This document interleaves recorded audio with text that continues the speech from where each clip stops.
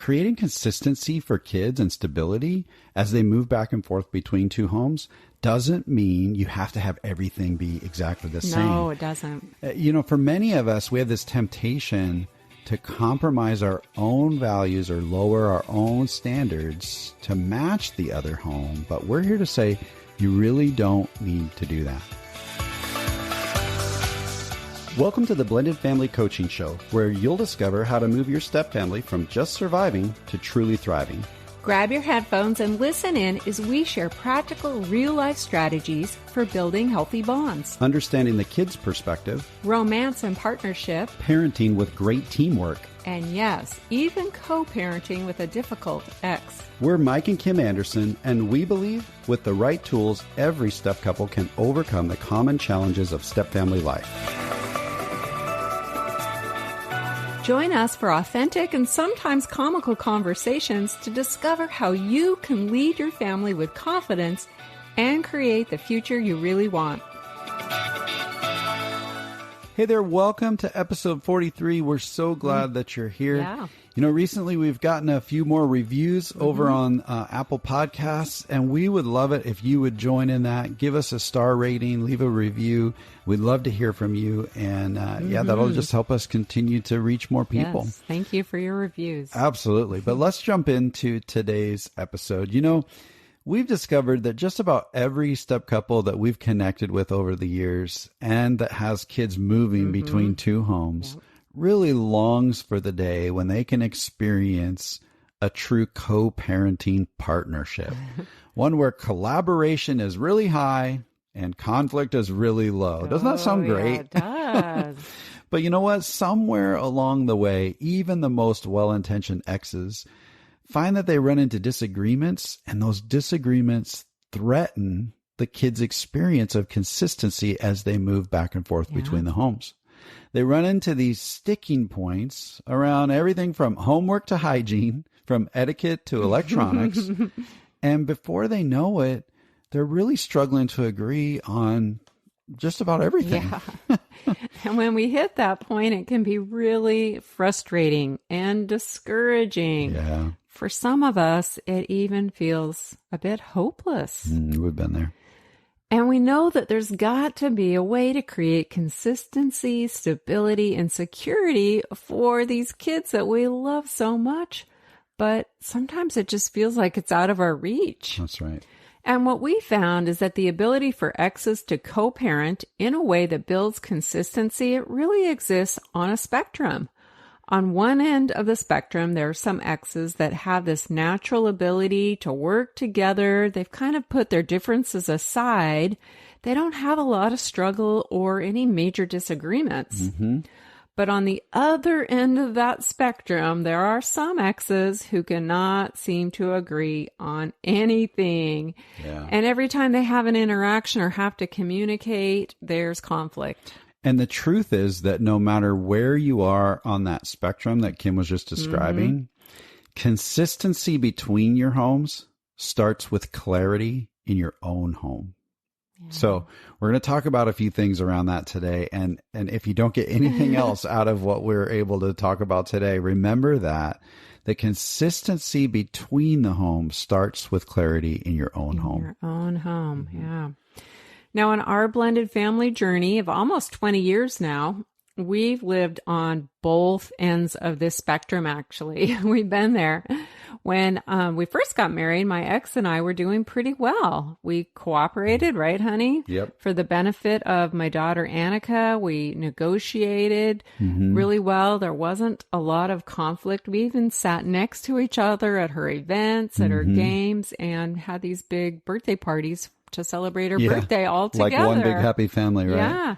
I remember being really surprised by that. And it's part of what made me feel like, okay, we're going to be okay here. Yeah. Because you guys are figuring this thing out. Yeah. And that's how we lived for about 10 years, from the time that Annika was 2 when we first separated until she was 12. But as we shared in last week's episode, we hit a rough season of parental alienation where everything changed. That's right.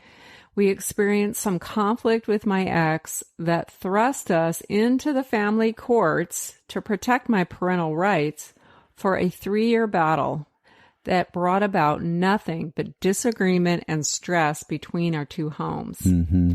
So that consistency and stability that my daughter had known her whole life just disappeared overnight. Yeah, that's a different story, and that was last week. So you can go ahead and check out episode 42. But honestly, when we were going through that, we were blindsided by the way that our battle of the exes sparked conflict in our own home. Oh, yeah. The stress of the battle often left us drained and really emotionally exhausted. I mean, when Kim and I got married, I knew, honey, that Annika was part of the package. Yes, and I wanted Annika. I loved Annika. But what I wasn't prepared for was the way that your relationship with your ex invaded not only our home, but really in that season, it actually invaded our marriage. Yeah, sure right? did.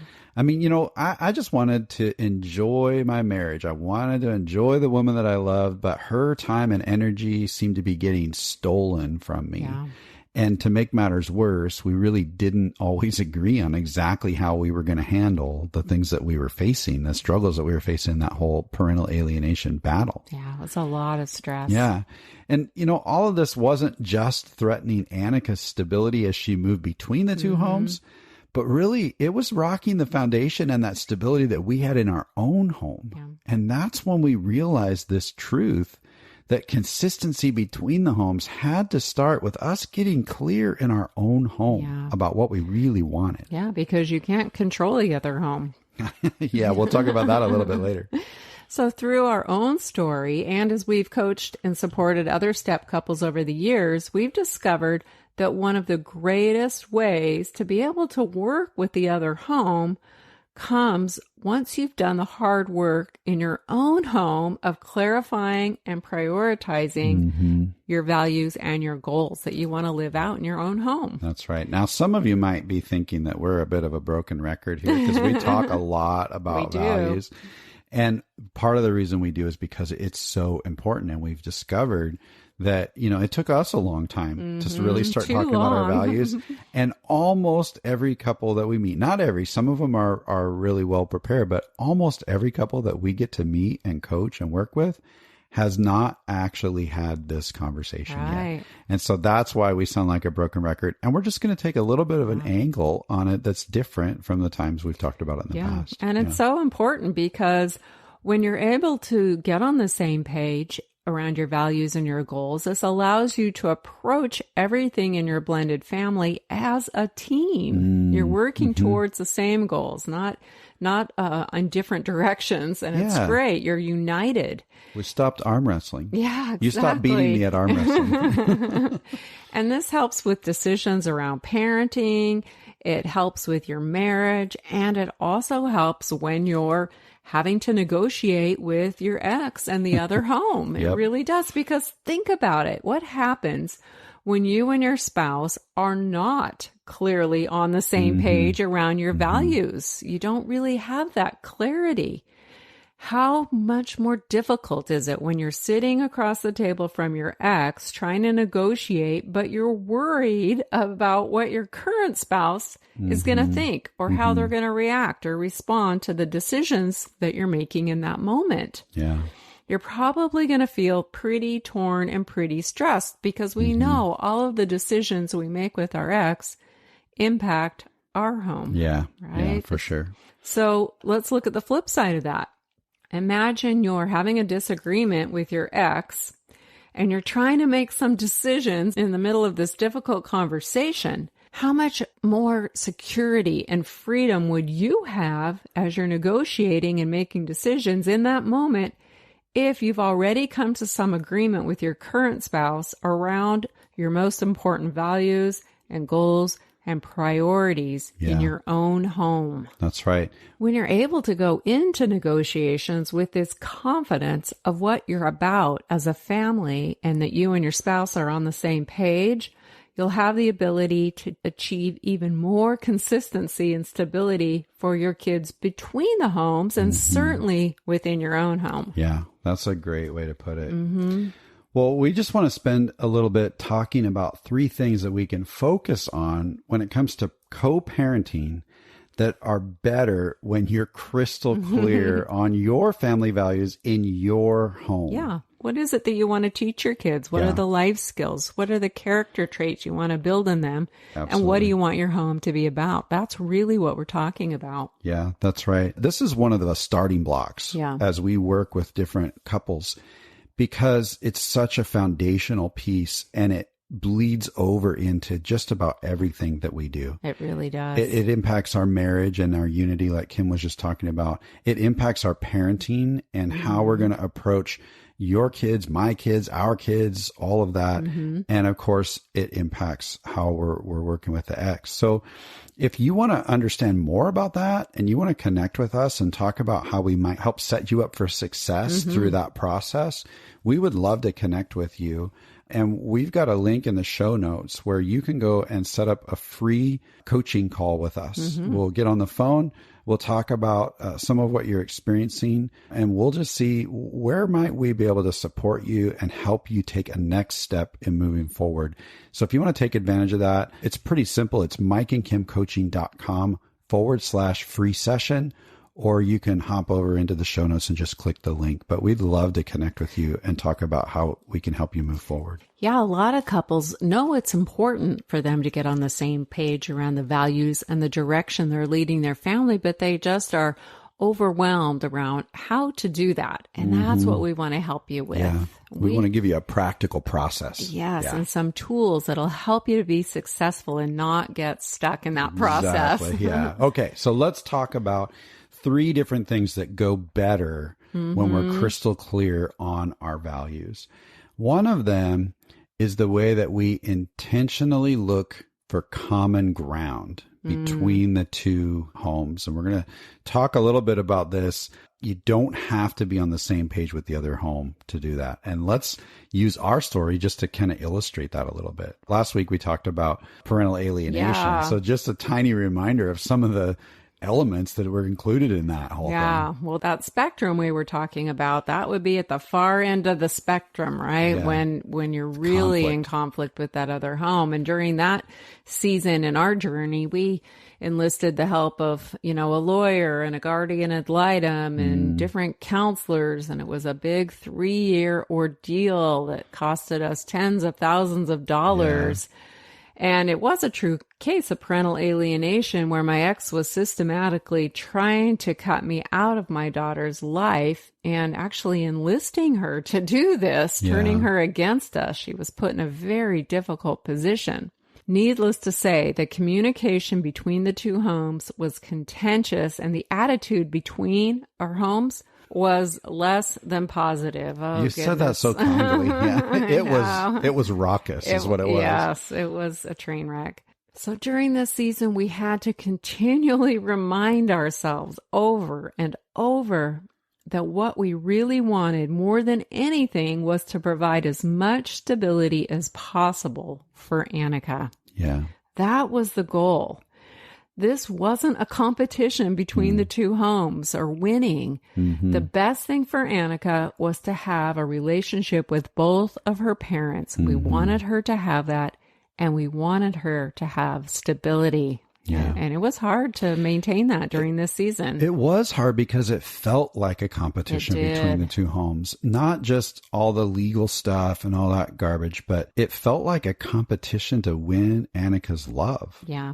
And that was a hard spot to be in. And when you're in that type of position, it's really difficult to focus on common ground, right? Because what we really want to focus on is the differences between the 2 homes, because we're in conflict. Yeah, we want to point out the things in that other home that we don't agree with. But there's an important element of that. There's a reason that we want to focus on that common ground. But it had to start with us figuring out what we wanted for our own home and getting clear on what was really important for us. What were our values? What were the character traits that we wanted to build into Annika and help her develop over time? We had to struggle through that and figure out how in the world we were even going to identify that before we could ever figure out how that compared to the other home, right? So in the middle of all this battle and struggle and all this strife, we want to focus on these differences. But once we started getting clear on what we really wanted in our home, then we started realizing, well, you know what? There are actually some areas of common ground. Mm-hmm. Even though we were way on the high end of this conflict end of the spectrum that Kim's talking about. So if that's you, if you're on that conflict end of the spectrum, we want you to know that building consistency, or at least recognizing consistency and that common ground, is going to be for the sake of the kids. It's really not about the ex at all. It's about focusing on the things that are similar so that kids might experience more stability as they move back and forth. And here's the funny thing. We learned that as we focused on that common ground, we didn't even have to include that and do any kind of negotiating with Kim's ex or even talk with him. Yeah. What it meant for us was to simply be confident that there were certain things that we were on the same page about between the two homes, and that was consistent with the values we really wanted to instill. So maybe you could share some examples of what that means. I know that sounds confusing. Yeah, it's really more of a mindset shift. Yeah. Instead of pointing out all the differences, and believe me, we have a lot of differences in the lifestyle choices between my ex and our household. Yeah. I mean, they live a completely different type of life. Yeah. So it was easy to focus on the differences. But when we choose to intentionally focus on what we could already identify as common ground between Annika's two homes, it was a mindset shift. Sure. And it helped us build more consistency. So one thing that both homes really valued was responsibility. So focusing on schoolwork, academics, and grades, that was a common ground for us. Another one was physical health and well-being, being active and outdoors and taking care of yourself. And kind of eating right most of the time. We do like ice cream in this home. We struggle there, but yeah. And then another one was participation in positive extracurricular activities. Yeah. And so that was one thing that both homes supported and could get on board with. Totally. So these were just some areas that we knew were being encouraged at our dad's house, and we could easily make those same things a priority in our home. And that really helped to give us a stronger voice and to express some agreement in this difficult situation with Annika, because she was able to hear similar messages around these three things from both homes. So she was experiencing some consistency, even though there was a lot of conflict. Yeah, exactly. And that consistency, those similar voices, helps kids settle a little bit more. They feel a little bit more secure, and that's a good thing. And the important thing is to intentionally identify the common ground and then use some of your parenting energy and focus to emphasize those values. Yeah, that's so good. that they see the consistency. And what you might find is that when you identify those common ground areas, it could lead you to a little bit more of a softer heart towards that other home. Yeah, sometimes we don't really want a softer heart toward the other home, but when we can develop that, it can create better experiences for the kids. Yeah. And that's really what we're after. And maybe even some appreciation for those things that they're focused on in the other home that are positive. Yeah, totally. So when we're much more clear on our own family values, it helps us to be able to compare and contrast and find where those common ground pieces are. And then we can use that to help create stability for the kids by just speaking with one voice. Overlap. Oh, you said lap over instead of overlap. Yeah, that's okay. Look for the overlap. Yeah. If you're looking for perfection in this podcast, go. Yeah, You haven't found it. Yeah. All right. So common ground. We Enough need of that. to move on to number 2. That's right. Common ground is the first one. So the second one is a little different, and we call it set the standard. So having said all that about common ground, which there's also going to be some areas where there's not common ground. Definitely. Right.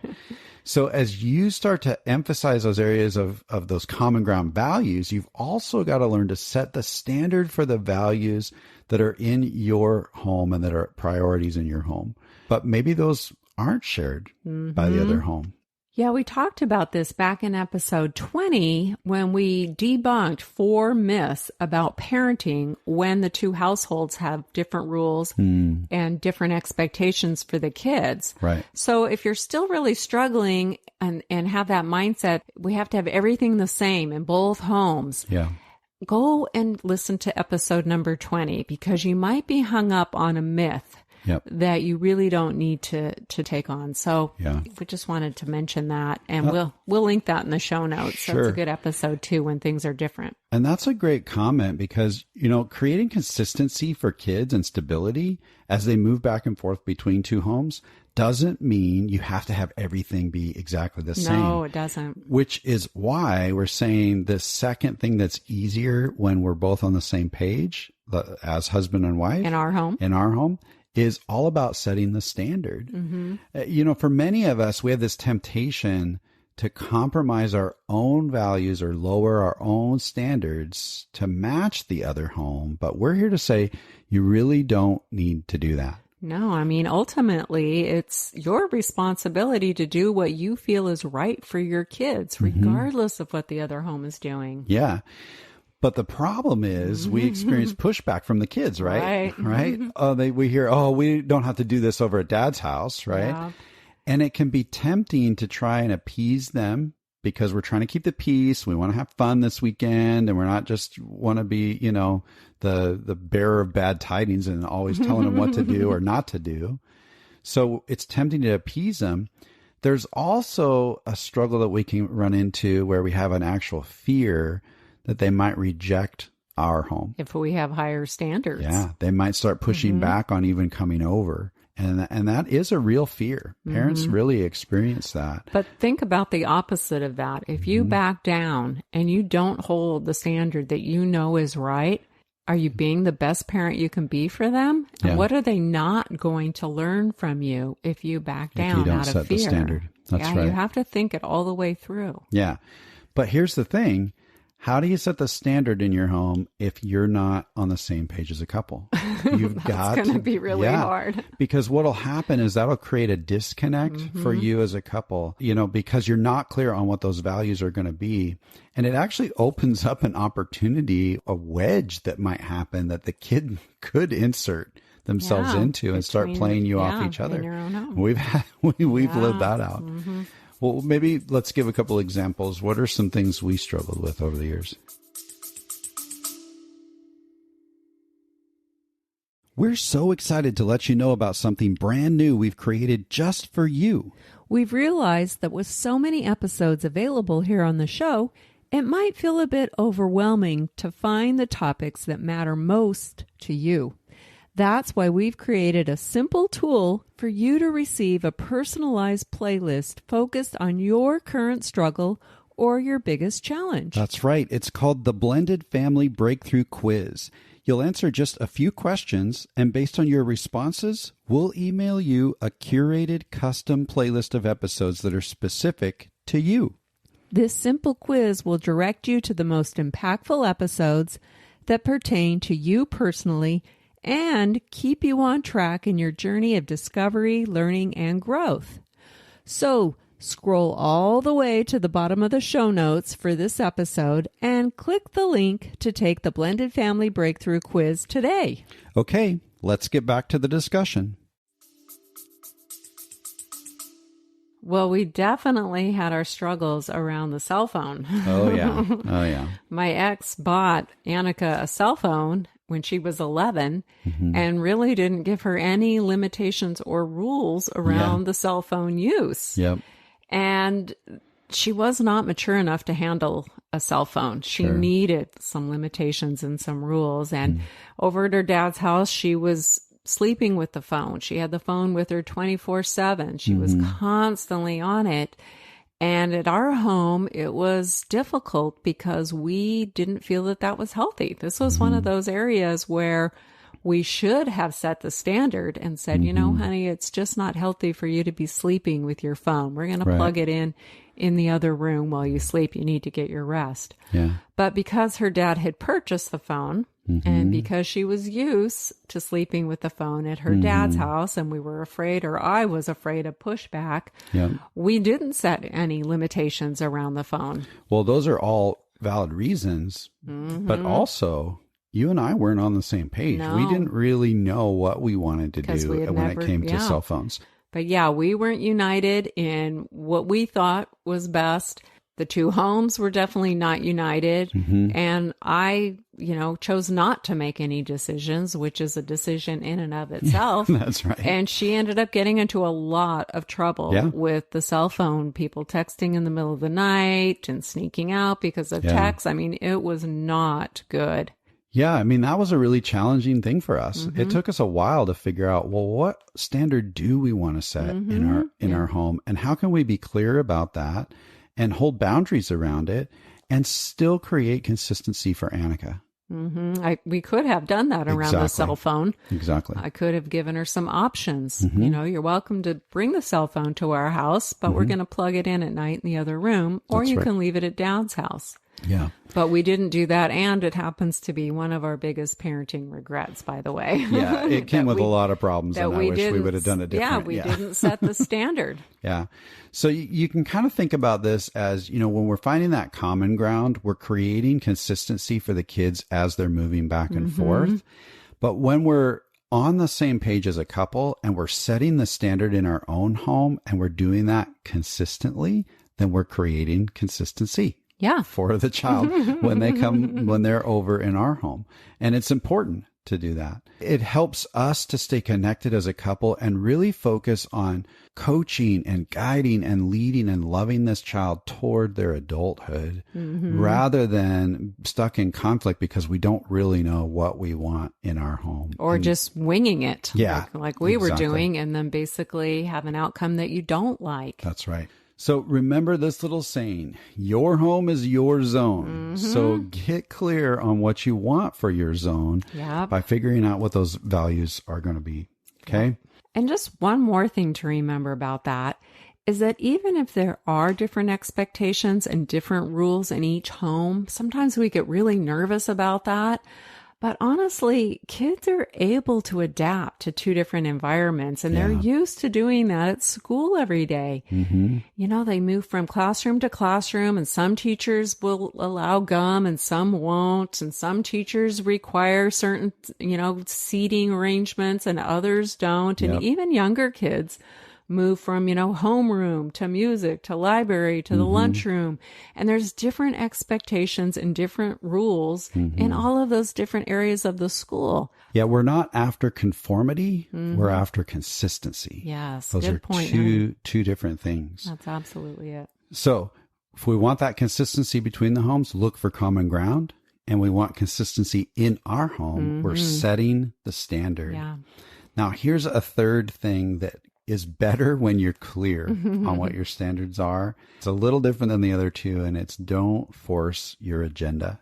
So once you've set the standard, you have to keep your expectations in line. You cannot expect the other home to adapt to your standards. No. Right? Just like you don't really want to adapt to theirs. It's okay to share with them in a peaceful and appropriate way of what you're doing and some things you're learning or Especially whatnot. if you have a collaborative relationship. Sure. But you can't expect them to completely follow your lead. No. And here's the thing, it's not always necessarily a bad thing that there are different areas of focus in two homes, right? One home might be really focused on manners and the other home might be more focused on things like household chores. Well, those are both good things for kids. Yeah. And so it's okay for those things to be happening. And the kids know, like Kim just made that point, that they know how to adapt. Yeah. So don't force your agenda on the other home. There's also another aspect to this. Why don't you tell us about that? Yeah, you really can't force your child to live out your standards when they're at their other home. Wait, what? Either. What? Say that again. It would be nice, but they may handle electronics differently or eat differently when they're over at their other parent's house. That's right. And as frustrating as that is, you can stay focused on your home and help them to uphold the standards when they're with you. Yeah. Now, you can sometimes ask kids how they can do things differently in the other home. Right. You know, how might you get more sleep in your other home if they're, sleeping with the cell phone, and ask them to think about it, but you cannot enforce that in the other home. Yeah. Your home is your zone. Your ex's home is not your zone. That's one of the things that comes with divorce. That's right. So when you're able to kind of let go of your own agenda, it's going to help to lower the conflict between you and the other home. And ultimately, it will create more peace and stability for your kids. And that's the goal. Remember, that's the goal. Right. And when you're really on the same page as a couple, you're united. You're united. You've figured out your values. You're setting the standard in your home well. You might be amazed at how easy it actually is to stop forcing the agenda. Yeah, because you have more confidence. Yeah. You know where you're headed as a family. Exactly. So you don't have to worry about the other home. That's right. Because you're going to be teaching and guiding your kids in the way that you see fit. That's right. So if we want to create that consistency that we really want our kids to have, then we're going to figure out what our values are. We're going to stand firm on those. And then we're going to start looking for the common ground between the homes. We're going to set the standard in our own home. And not back even down. where there's not common ground. And we're not going to force our agenda in those areas where we really don't have control. Mm-hmm. And so all of that is going to be so much easier when you as a couple are on the same page. Yeah, we meet with so many couples that are just kind of unintentionally going down two different roads. And they end up sending a lot of mixed messages to the kids, and they become frustrated with each other because they aren't clear on who they are as a family and where they're headed and how they're going to get there. Yeah. It's so important. Yeah. And, getting on the same page is something that we believe to our core, and we want that so much for you. So I just want to remind you that in the show notes, you can click on that link to mikeandkimcoaching.com/free session. And again, we'd love to connect with you. We and talk would love to connect with you. Yeah. we want to talk about how to take that next step to really build the consistency that you're looking for. So that makes episode 43 a wrap. Until next time.